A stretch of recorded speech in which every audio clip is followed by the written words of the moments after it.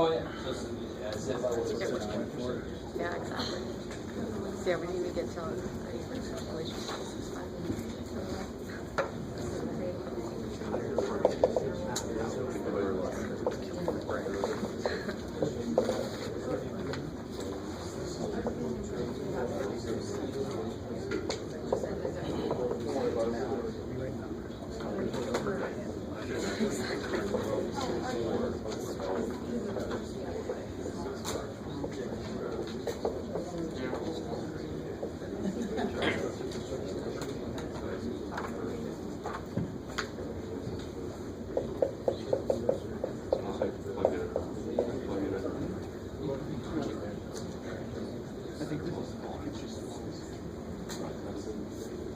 Let me try to catch up.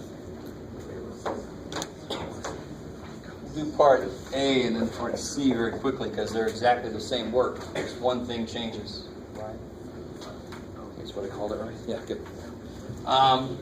So now I can just plug and chug. Now, I mean, if I would have wanted you to create the 84% confidence interval, you would have put in an 84 here, right? How much would have been outside total? 16. And then on one side it would be 8%. And then I look up 0.08, I get the negative 1. And who cares about the negative sign? All it really matters is the number because it's already built into the equation, the plus and minus, right? So no matter what confidence interval I ask for, you can do it that way. Okay. So now that we've done this work, we got everything we need. So I got the mean, give or take, this many of the new standard deviations.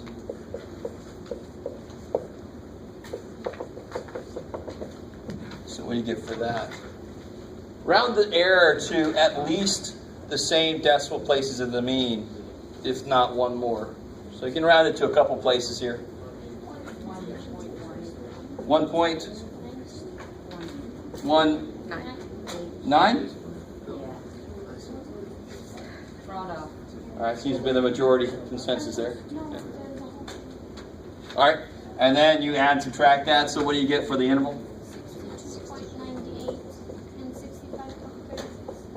65.36, yeah. So what's the statement that you make, the little box that I put there? We are 98% confident. Good.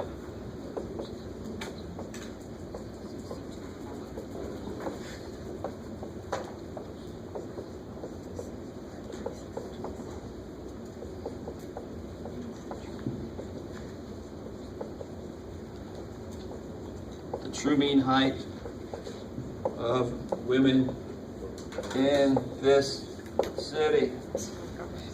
Okay. All right. See, I powered through it. So can you. It's a lot of words for a math person to write. But this is stats. This is not quite math. This is stats. It requires explanation of what the hell's going on. All right. So that is technically your answer. Real quick, we're going to skip B for a second. C is the exact same work. Everything's exactly the same except what's the only change? Z, and we just did one with this 90%. What's the 90% Z? 1.645. 1.645. I love it. Yeah, X bar. So now it'll be 64.17, give or take 1.645 times. You can do it, Jeff, 2.5 over square root of 24. And of course, if I do a 90% confidence interval instead of 98, I'm not going to go out as much. I'm only going to catch 90%. So my error should be less. Now, you got to be careful. That doesn't mean that you're getting more accurate. The reason that your error gets smaller is that you're allowing for a larger amount of uncertainty. Are you with me? If you say the answer is 64.17, well, how certain are you about that? I am 100% not certain because you didn't make any confidence interval. Do you understand that? So you got to make a little bit of a confidence and have any kind of confidence in your statement. In fact, I am confident that it ain't this.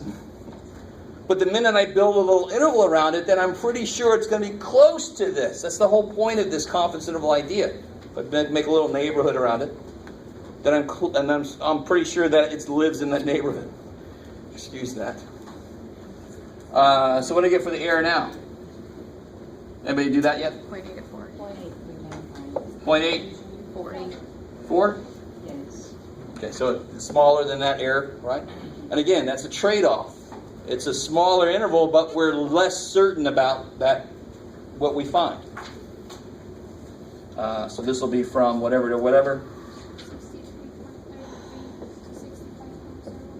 65.0? 1? Yep. And the statement would be almost exactly the same, just with those numbers in there. Yes? About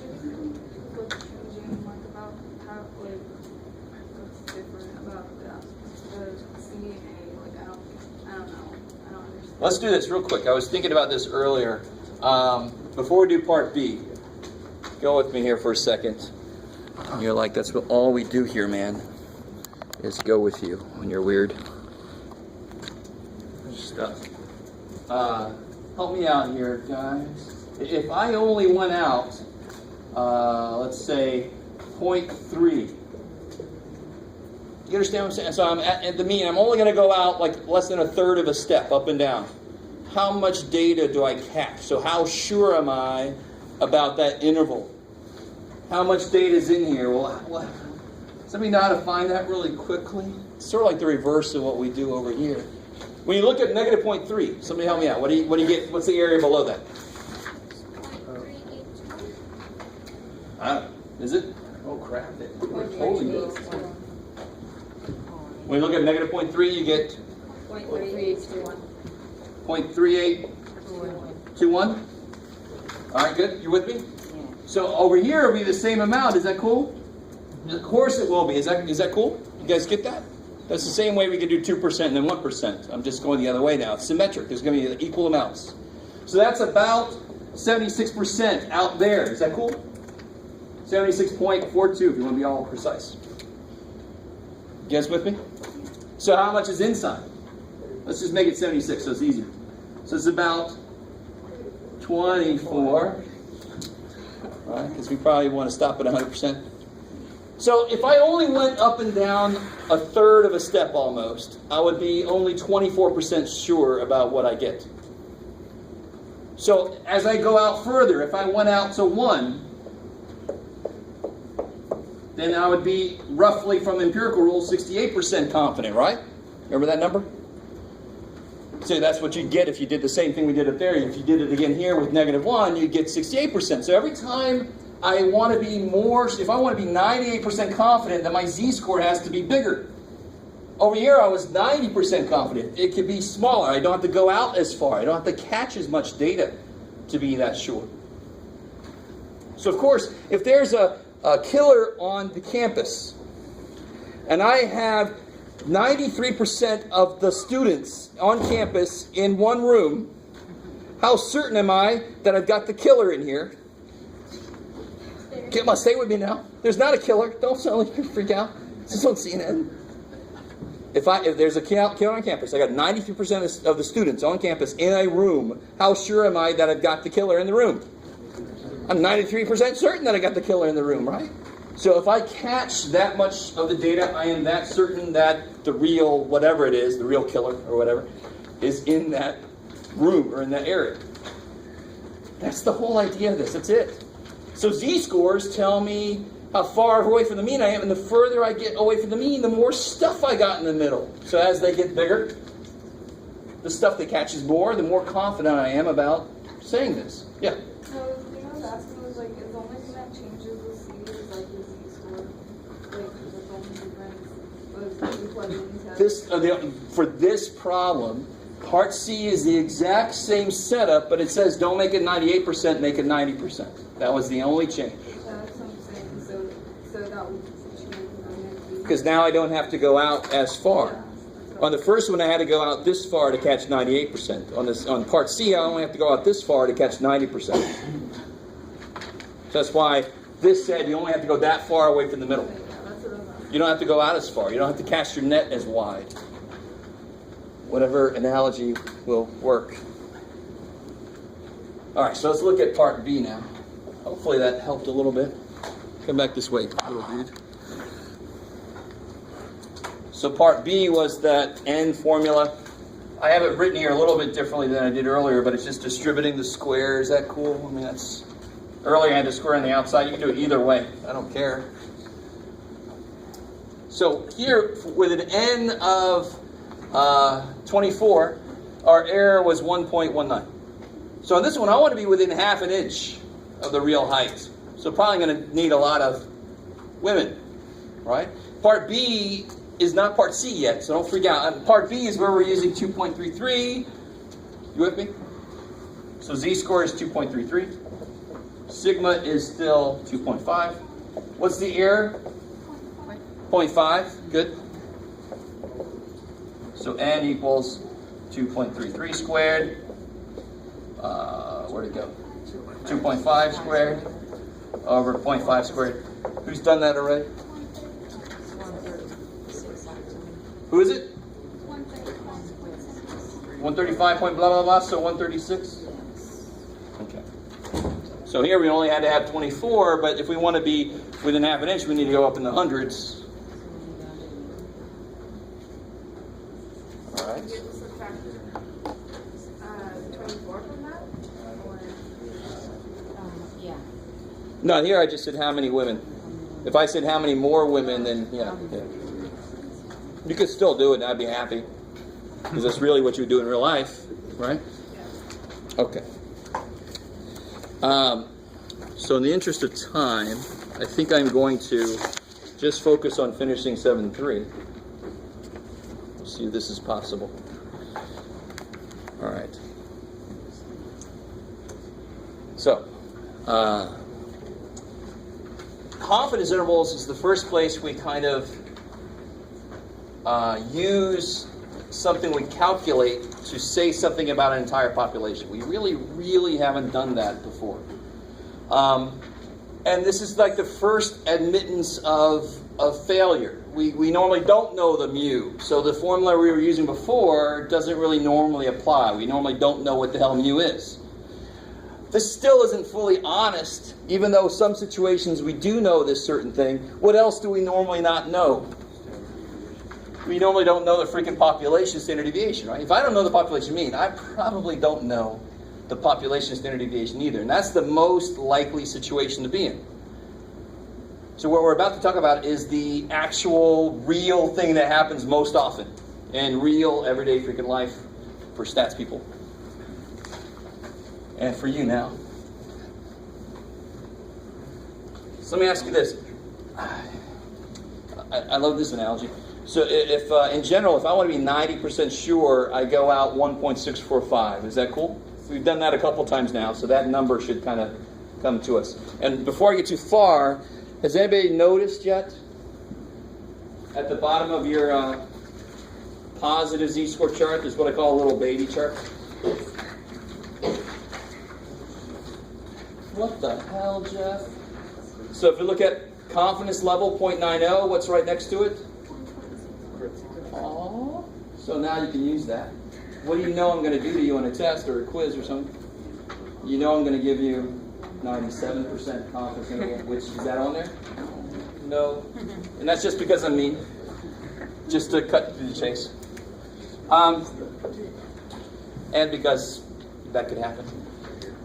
The reason those are on there is because those are the ones that are most used. Gallup uses 95% confidence intervals all the time. So now watch this. It's kind of cool. And the person who came up with this, William Gossett, just came back to me his name. He worked in the Guinness brewery. Anybody enjoy Guinness? All right, good. So some of you guys perked up a little bit when I said that. And he had made some discoveries that he was not really allowed to publish. So he put them out under a pseudonym. He put it out under a different name, and he called himself Student. So he was actually using statistics to analyze production of Guinness, and he was trying to publish this data, and the company didn't want him to, so he did it under a false name. All right, so this is called the Student T distribution.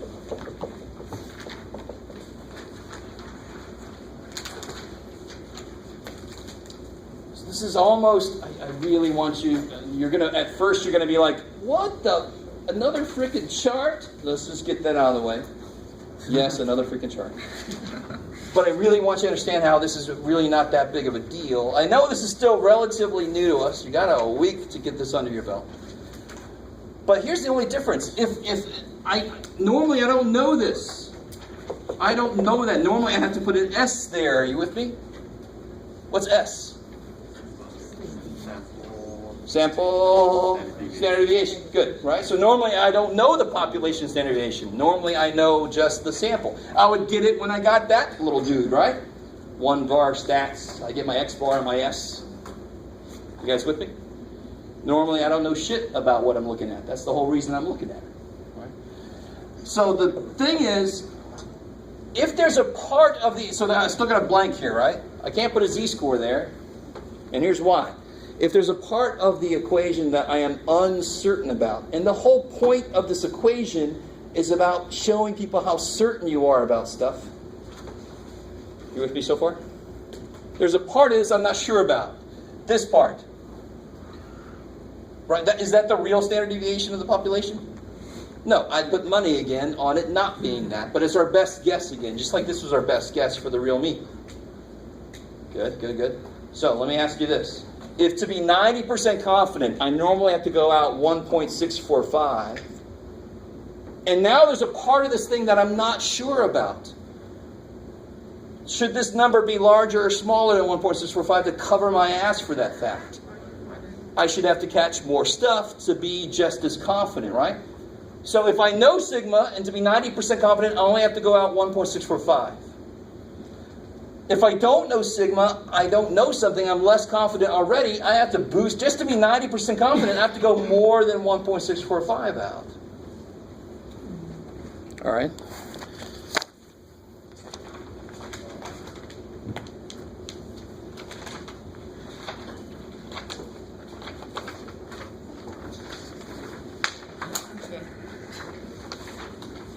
That's the reason we're losing trees.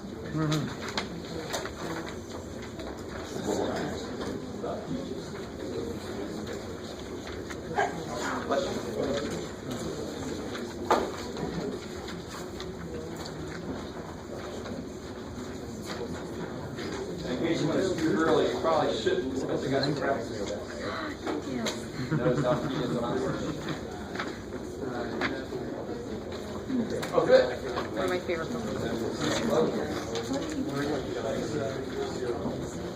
Which one?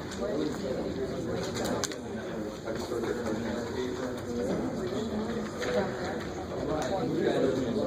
70 look here. -3. Real quick, guys. Of course, I don't even have one myself. Yes, sir. So, in case you didn't get one, there's one in the back of the book here. Almost back, right there. There it is. Right.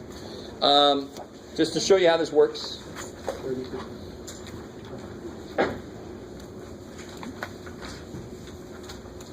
So it kind of makes sense. The larger my sample, the more sure I am about stuff in general.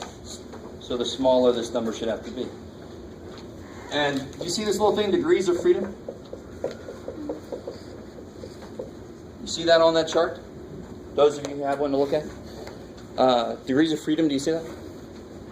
Yes, good. That is actually that n-1, that same n-1 from 1,000,000 years ago that was on the bottom of the standard deviation for samples. There's a homework problem that actually talks about why it's called degrees of freedom. So I'll let you guys get into that to see what it is. Right. But that's all it is. Instead of n, I look at n-1. So say I had a sample of 21, and I want to be 90% confident. I have to tell you it's normal because the sample size is too small, right? But I don't know, sigma is not known. Shit. So why were t-scores invented? Why were t-scores invented? They were invented to cover my ass for when I don't know this. So when you have a problem, when do you know to use t-scores instead of z-scores? When you don't know this, because that's why it was invented, right? Very simple to know when to use t versus z. The beautiful thing about the formula is it doesn't change. ZT, who gives a shit what you call it, it still means the same thing. The number of standard deviations out. That's all it means. So if I have n is 21, what's the degrees of freedom? 20. So look at 20. I want to be 90% confident. Which means, if I want to be 90% confident, how much area is in the two tails? How much area is in both? It's in the tails. You can look at it two ways, right? Because they got one tail, two tails. There's 10% in two tails, right? Or 5% in one tail. You with me? So either way you look at it, you're in the same damn column. You guys, you should be looking at the paper. So if I want to be 90% sure, there's 10% in two tails, which is the same column as 5% in one tail. So you almost can't go wrong, whichever way you look at it. So if you look at that column, go down to degrees of freedom of 20, what do you see? 1.725, which is, how related to that? A little bit bigger. It's got to be a little bit bigger to cover my ass for the fact that I don't, yes I did just reference my ass, to cover my ass for the fact that I don't know the real standard deviation. That's the whole idea behind t-scores. If you don't know what this is, you only have a sample score, this is going to be a little bigger. How much bigger? Whatever that chart says. And the chart is actually really simple to read. It's a lot easier than the z-score chart was to read in the beginning. All right, let me give you the practice test. So, we didn't talk about 7.2 at all. So, on the practice test, number 7, you don't have to do. Section 7.2 will be on the next test after this one. But we will definitely do 7.3. If you're doing the online homework, just remind me to make 7.3's due date later, before it gets to be too late.